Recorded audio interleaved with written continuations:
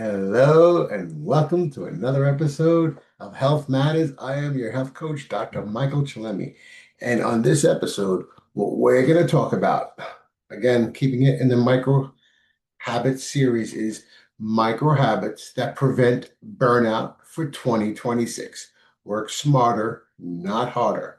So, what we're going to do in this episode is, we're really committed to helping you create a life of balance, productivity, and purpose. And today we're really going to be diving into those micro habits that streamline your work life while guarding against burnout.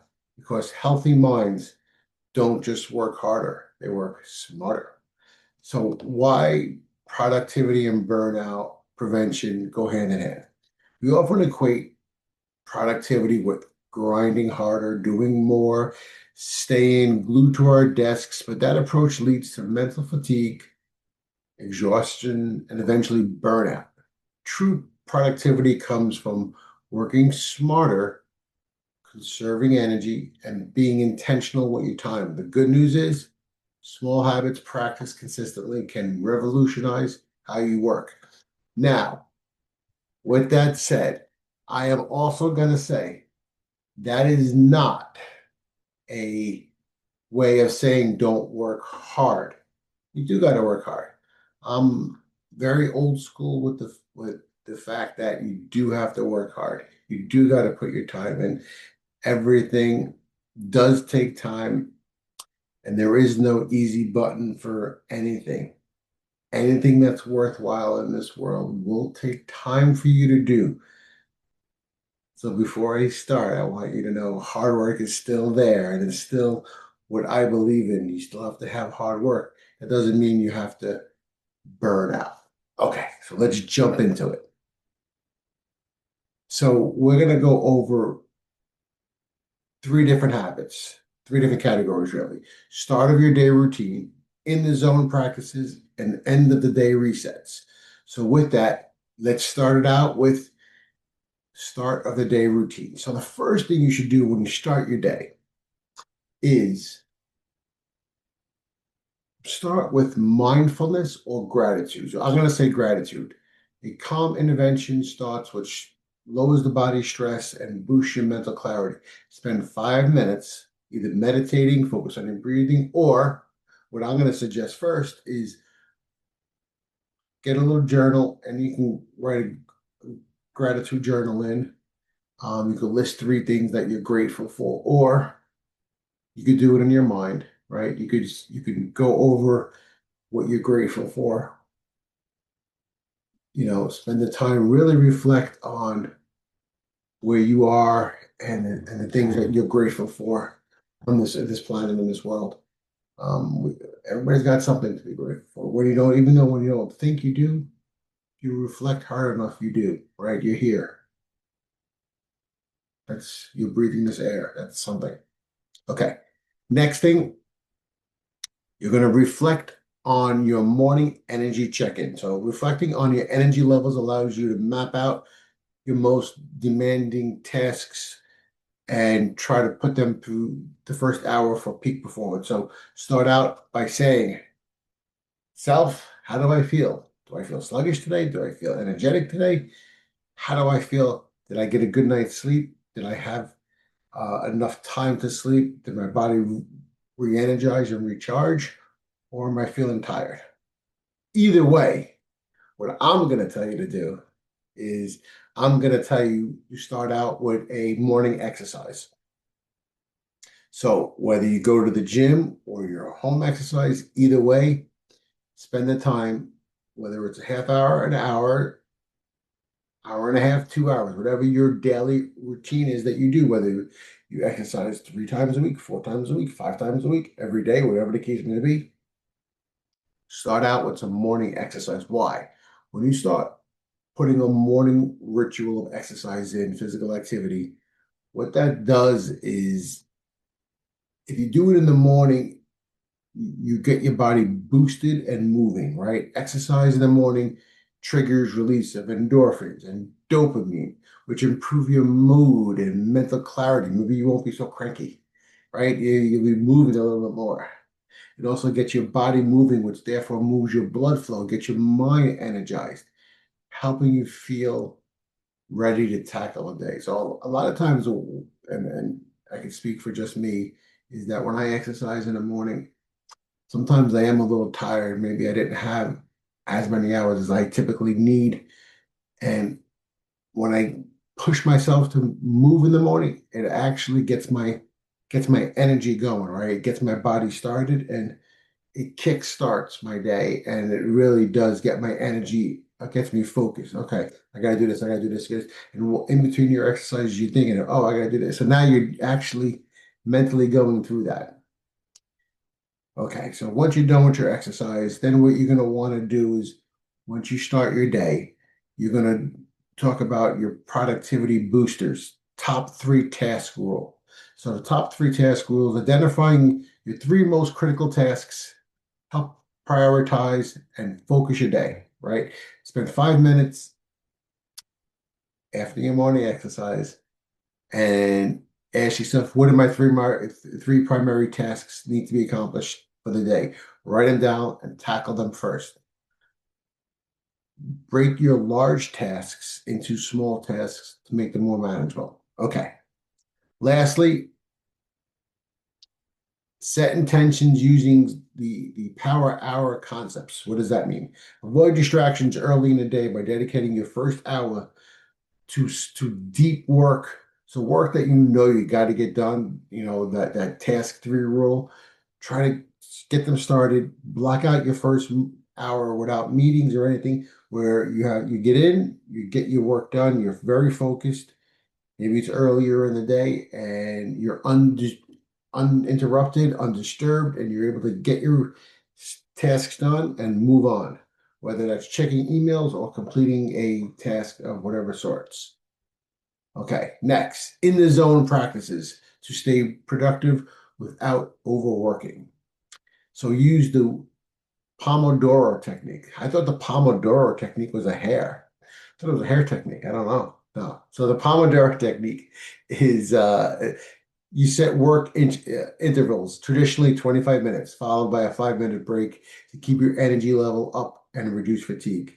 Use a timer or create an app for that. So every 25 minutes, you're getting up and resetting yourself. You're going to scale your sessions a little bit longer or shorter, depending on your focus capacity, right? So maybe it's 45 minutes and take a 5 minute break. Maybe it's 60 minutes and take a 5 minute break. Whatever your focus is that you can actually do where you could stay focused, stay on point, and get your tasks done. I would say don't keep it past an hour because you're gonna get up every hour. You watch all my other videos. You're gonna reset yourself. This way, you can reset yourself in a chair. This way, you're gonna keep your posture well during that time. Okay. So you also want to batch similar tasks together. Okay. So switching between tasks drain focus time, grouping similar activities streamline your workflow. Block time for specific tasks like answering emails, making calls, or writing reports so you stay deep in your mindset. Okay. Next, touch it once rule. This is for smaller tasks. Procrastinating small recurring tasks increases your cognitive clutter. When a quick task arises, like responding to an email, which typically takes less than 2 minutes, or handle it immediately instead of saving it for later. Because a lot of times we all know we'll start one task, we move on to something else. Oh wait, I forgot to do this, and I got to go back to it. Just get it done. Take the time, take the minute. It's shorter than you think. And next micro habit, take active breaks between work blocks. Short physical activities between work intervals help recharge focus and prevent burnout. Stand up, stretch, walk around the room, or even do a jumping jack during your break. Get yourself moving a little bit. Last micro habit is limit distractions with boundaries. Why? Interruptions, whether it's email notifications or the ting on your phone or a text message that comes through or an update from TikTok, Instagram, yada, yada, yada. All that can disrupt your workflow and waste your time. Silence your notifications, close unnecessary tabs, and communicate boundaries with coworkers during deep work blocks, right? So during that time, you just want to focus, get it done, boom. All right. Lastly, end of the day resets for productivity and burnout prevention.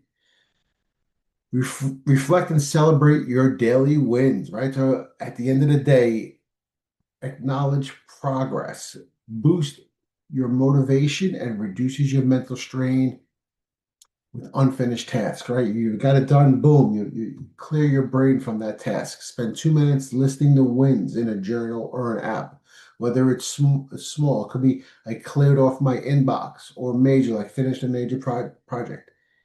If you knew how many emails I have in my inbox, your head would spin. There's so many of them, and that is such a great task. So I look at it, I'm like, oh my God, that number is so big, but half of them I've read already, and I just never cleared it, and it's a clutter problem. That's for a future time. That is a clutter problem, and I do have it. Okay, next micro habit. Plan tomorrow in advance. Take 5 minutes to identify tomorrow's priorities. Reduces you, what that does is that will reduce your morning stress and decision fatigue, right? So you know ahead of time, okay, I got to do A, B, and C. Boom, A, B, and C is there. They're on your top three list when you first wake up. You already have it done. You're ready to go, right? Jot them down, and you can create a loose outline and then finish it in the morning, or you could do it all right there. Take 5 minutes, get it done. Next, enforce work-life boundaries, maintaining a firm boundary between overworking and ensuring time to recharge, right? Commit a shutdown ritual where you just close your laptop, tidy up your workspace, and mentally disengage from work. It's important to break away. Evening tech timeout. Logging off devices at least 1 hour before bed promotes relaxation and better sleep, key for preventing burnout. Swap scrolling for your phone or laptop or iPad and read a journal or meditate, right? So the blue lights from your phones and computer keeps your mind active. And one of the ways that you'll get a better night's sleep is if you typically shut that down an hour before.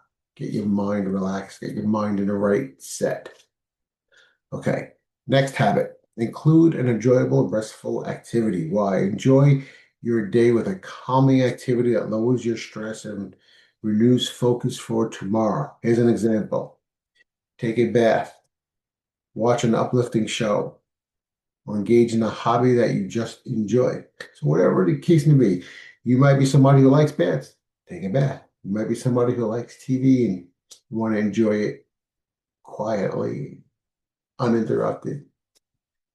Or you have a hobby that you enjoy, whatever the case may be, do whatever something is that you like. It's your nighttime reward. Couple of extra habits that sustain productivity without burnout. Okay. Nutrition, right?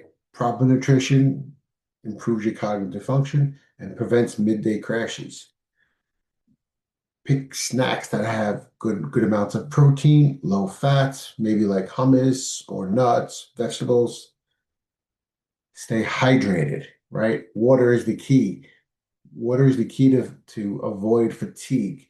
So when you're dehydrated, that causes fatigue and decreases your focus. Drink enough water for you during the day to keep yourself moving. And as you start your day, you end your day through a positivity gratitude journal through the night, right? Recognize your positivities in your life, can lower your stress, improve your resilience. Doing a quick gratitude check-in right before bed helps you reflect. And one of the other things that I'll tell you that is a good idea is forecasting, right? Not only do a gratitude, but forecast of how you see yourself, where you see yourself. Maybe you're not in a position of where you want to be, but you're going to put yourself into that position in your brain. Put it out there into the universe. Universe is magical. You put it out there, she responds. The science behind productivity and burnout. So working smarter doesn't mean working less. It means optimizing effort by aligning your focus, energy, and time management. And preventing burnout requires proactive habits to recover, recharge. These micro habits are designed to do both. Micro habits may feel insignificant, but they have compounding effects over days, weeks, and months. A single 10-minute power break can drastically lower your stress and increase your output. Okay, actionable steps. Pick one thing that we talked about today. Try it. Try it for a month. See how you do, right? Whether it's the Pomodoro, the hair technique, I was kidding, the Pomodoro technique or the 1, 2, 3 technique or any of the things that we mentioned today. Try it out. Let me know how it works. Remember, streamlining your productivity isn't just about opt out. It's about preserving your energy, clarity, and mental health to live a balanced, fulfilling life. Working smarter opens the door to achieving success without sacrificing well-being.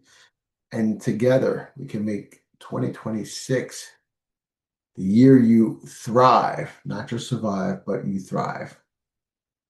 Okay, as I always say, the information I've given you is my opinions alone. Please don't take anything I give you as medical advice. One thing I will always say is you only got one of these. It's important to focus on the little things, right? So I've done a lot of these micro series, and the whole point is these little micro series is little things build up over time. You start one habit here, you add another, you add another. Those become your habits, become your routines. When you do your routines, you change. You might have slow change, and that was my timer saying, "Okay, you have another task to do. Let's go." So I'm talking too much, but anyway, that was actually funny. Your little routines are the way you make those changes go further and further. Okay. Till next time, I'm your health coach, Dr. Michael Chillemi. Be well, be safe.